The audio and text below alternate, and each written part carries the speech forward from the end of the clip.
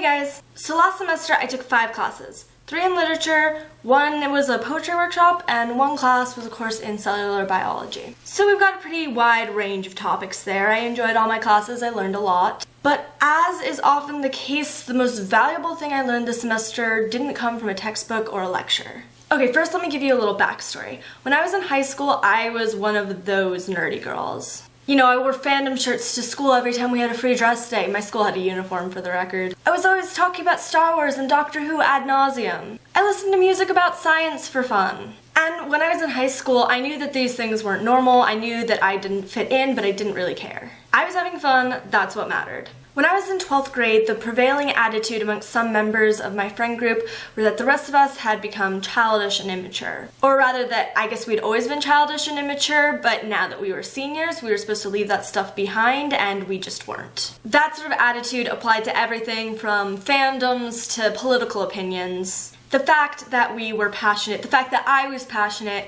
was condemnation enough.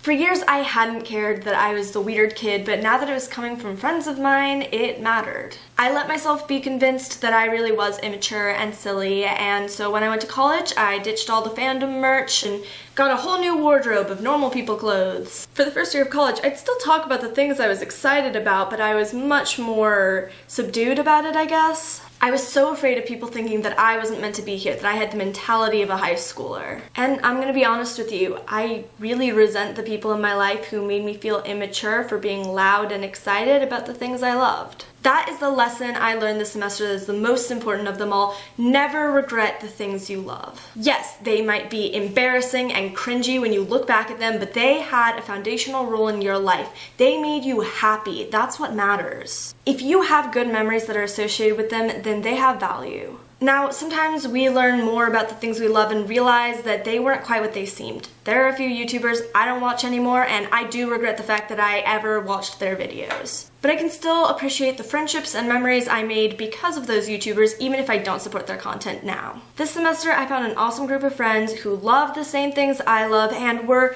happy to be excited and passionate about them with me. One night, a bunch of us were having dinner at the pub, and we were just sort of sharing theories about the new season of Doctor Who and remembering our old favorite episodes, and one of my friends said, "I feel like I'm a freshman in high school again." And I was like, me too, but not in a bad way. Because yeah, freshman year of high school was not ideal by any means, but I had fun when it came to the things I cared about. I'm not saying to love without criticism or critique. I mean, there were some valid reasons why a lot of my friends stopped watching Doctor Who. Issues of diversity especially, I think they've done a great job of addressing those, and I think they never would have if fans hadn't called them out on it. I will no longer be hiding the nerdy parts of myself, because honestly, that's who I am. That's who I've always been, and I'm sick of feeling like I shouldn't be that person.